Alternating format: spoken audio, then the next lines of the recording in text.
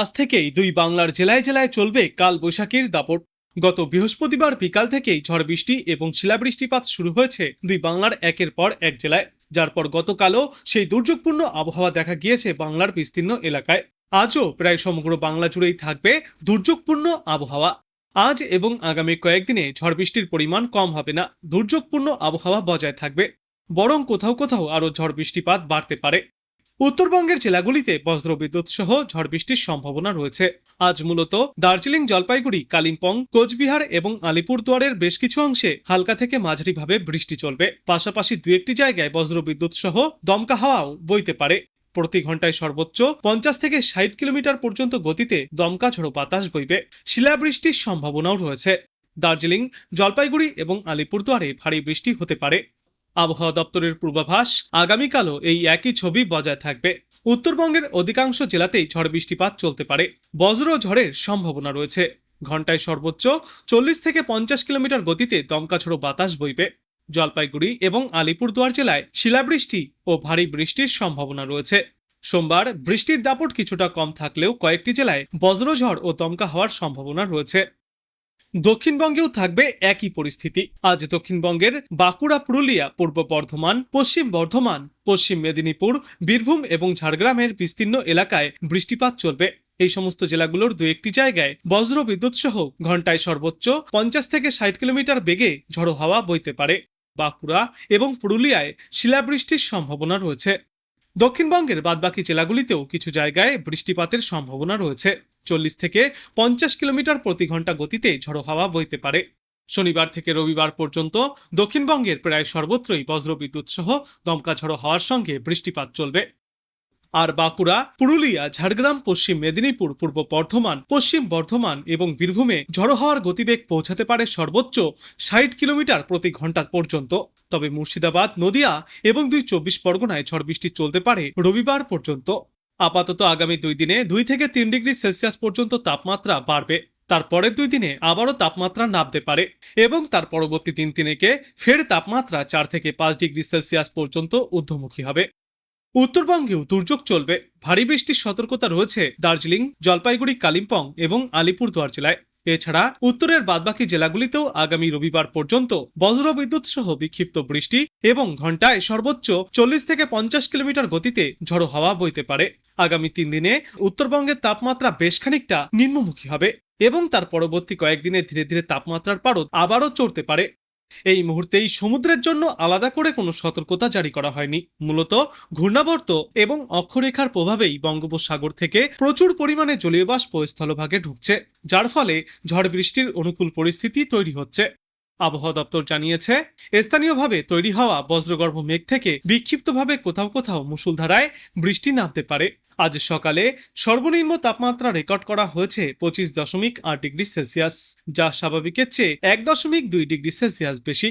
এবং আজ দিনে সর্বোচ্চ তাপমাত্রা থাকবে 34 ডিগ্রি সেলসিয়াসে, যা স্বাভাবিকের চেয়ে 0.5 ডিগ্রি সেলসিয়াস কম। কিন্তু আজ থেকেই গোটা বাংলায় ফের ঝড় বৃষ্টিপাতের দাপট বাড়তে চলেছে।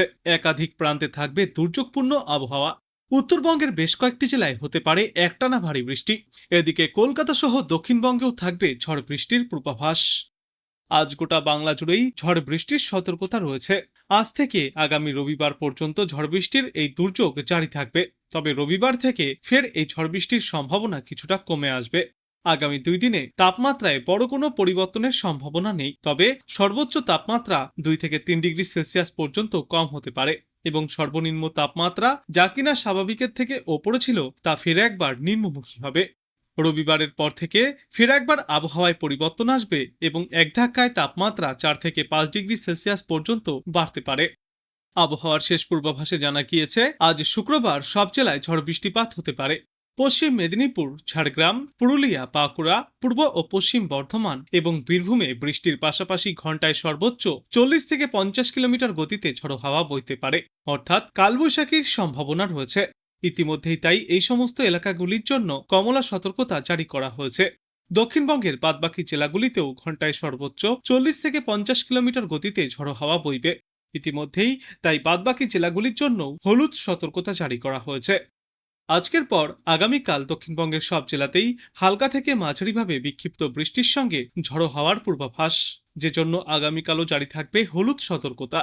তারপর রবিবার সব জেলাতেই বিক্ষিপ্তভাবে বৃষ্টির সম্ভাবনা বজায় থাকবে।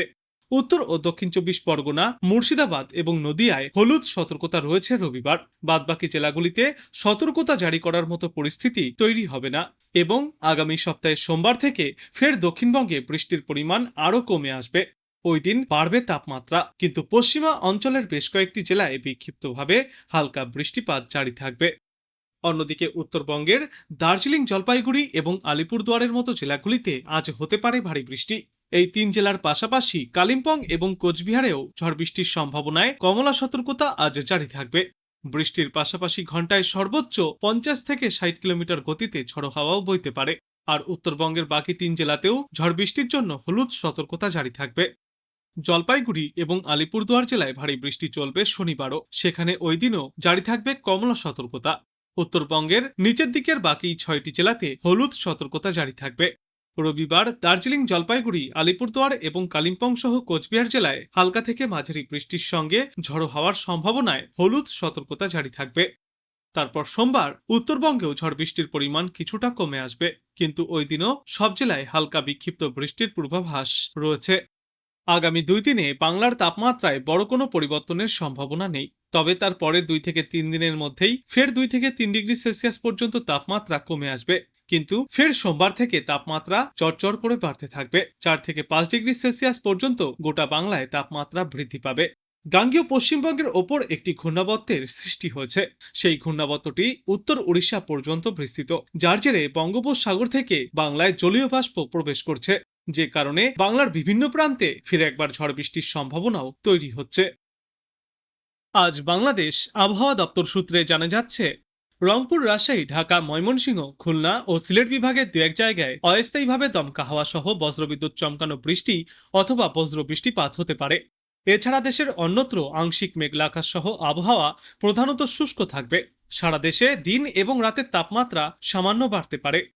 আগামীকাল রংপুর, রাজশাহী, ঢাকা, ময়মনসিংহ, খুলনা, বরিশাল, চট্টগ্রাম ও সিলেট বিভাগের দু এক জায়গায় অস্থায়ীভাবে দমকা হাওয়া সহ বজ্রবিদ্যুৎ চমকানো বৃষ্টি অথবা বজ্র বৃষ্টিপাত হতে পারে। সারা দেশে দিন এবং রাতের তাপমাত্রা সামান্য কমে আসবে। 29 মার্চ রংপুর, রাজশাহী, ঢাকা, ময়মনসিংহ, খুলনা, বরিশাল, চট্টগ্রাম ও সিলেট বিভাগের দু এক জায়গায় অস্থায়ীভাবে দমকা হাওয়া সহ বজ্রবিদ্যুৎ চমকানো বৃষ্টিপাত হতে পারে। ওই দিন সারা দেশ জুড়ে দিন এবং রাতের তাপমাত্রা সামান্য বাড়বে। 30 মার্চ রংপুর, রাজশাহী, ঢাকা, ময়মনসিংহ, খুলনা, বরিশাল, চট্টগ্রাম ও সিলেট বিভাগের দু এক জায়গায় অস্থায়ীভাবে দমকা হাওয়া সহ বজ্রবিদ্যুৎ চমকানো বৃষ্টি অথবা বজ্র বৃষ্টিপাত হতে পারে। সারা দেশে দিন এবং রাতের তাপমাত্রা প্রায় অপরিবর্তিতই থাকবে। 31 মার্চ রংপুর, রাজশাহী, ঢাকা, ময়মনসিংহ, খুলনা, বরিশাল, চট্টগ্রাম ও সিলেট বিভাগের দু এক জায়গায় অস্থায়ীভাবে দমকা হাওয়া সহ বজ্রবিদ্যুৎ চমকানো বৃষ্টিপাত হতে পারে।